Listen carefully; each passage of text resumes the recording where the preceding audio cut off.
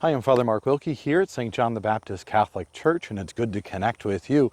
By the time you're watching this, over the weekend here, we'll have just completed our 33rd annual Bill Ullman Memorial Golf Outing to support our parish and the good works in our community. And just a sincere word of thanks, of course, to our golfers who came out and committed to the day and joined us for this great event, our volunteers, and to the wonderful golf committee for their months and months of planning, as well as a few real hard days of preparation to get an event like that off and running. So thank you so much for your support, for your engagement in our Bill Ullman Memorial Golf Outing, a wonderful occasion, and my most sincere thanks. As we stand here at the beginning of September, it's a busy month.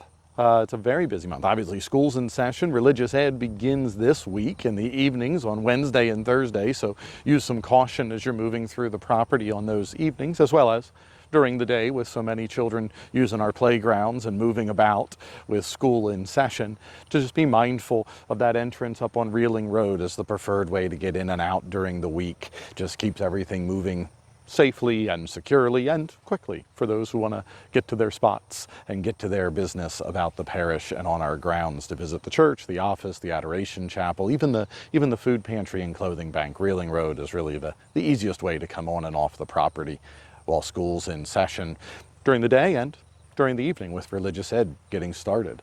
This Sunday, September the 8th, we have RCIA beginning, OCIA, for those persons who are non-baptized who would like to become Catholics, Christians who would like to convert to the Catholic faith, and certainly an inquiry session and a help for Catholics who are lapsed in the sacraments, or especially Eucharist, penance, and confirmation, to meet with Sister Jane Keller and the team there and have an opportunity to learn more about our faith, to study the faith and continue your discernment. A great opportunity. Keep those folks in your prayers.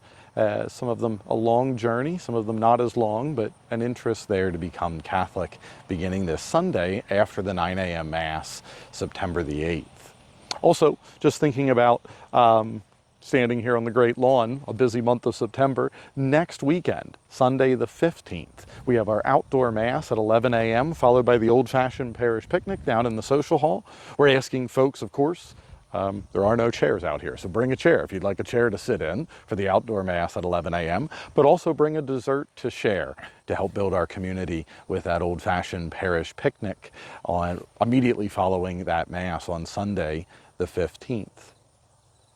On Monday, September 23rd, we have, of course, the Pennsylvania March for Life in Harrisburg, certainly encouraging parishioners to participate and be involved in that, a great witness to our strong support of pro-life ministries, of the value of human life, as well as our support for mothers and families and all who receive the gift of a child.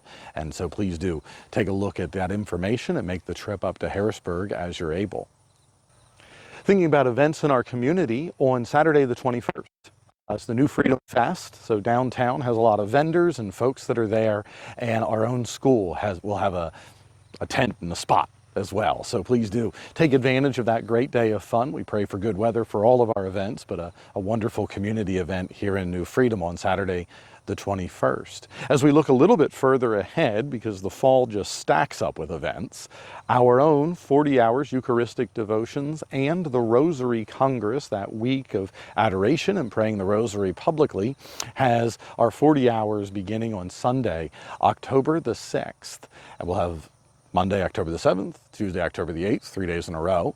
At 7 p.m., we'll have a prayer service with Father Josh Weaver. Father Weaver is the vocation director for the Diocese of Harrisburg. Really a great preacher, a great priest. We're glad to have him with us. And so just mark your calendars for that. Always a time of special grace. That whole week is a time of special grace with the Rosary Congress and Masses and events to go with it. Most especially, we'll notice that for that week, the daytime adoration will be in the main church with the Rosary prayed publicly at the beginning of every hour. Nighttime adoration will still be down in the adoration chapel that's all set up with the bathroom and the little library area right there. It's perfect for nighttime adoration. But during the day, to encourage folks to be with us in a larger group, we'll be upstairs in the main church that first full week in October, beginning on Saturday the 5th, as a part of our participation in the National Rosary Congress.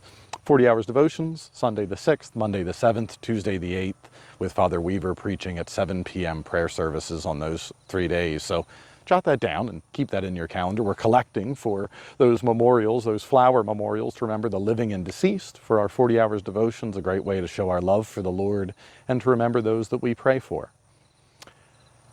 In November, on the 16th, Saturday the 16th, we have the diocesan pilgrimage to the Basilica of the National Shrine of the Immaculate Conception with Bishop Senior, the diocese. We have a bus for our parish. We've begun to open it up to some neighboring parishes, so if you'd like a seat, now's the time to reserve it, because we're asking our friends at neighboring parishes if they'd like to drive down here and jump on our bus with us. So please mark your calendars for that. A great day. Obviously, confessions and Mass, some spiritual opportunities, and just a beautiful church, our national patronage, the largest church in the United States, beautified by the Knights of Columbus. Really, if you haven't been there, just for the beauty of the place, is worth making the trip to Washington, D.C., but also a great spiritual renewal, a little retreat day there in mid-November. So I encourage you to, there's more details on the website, but I encourage you to take a look at that and to join us for that.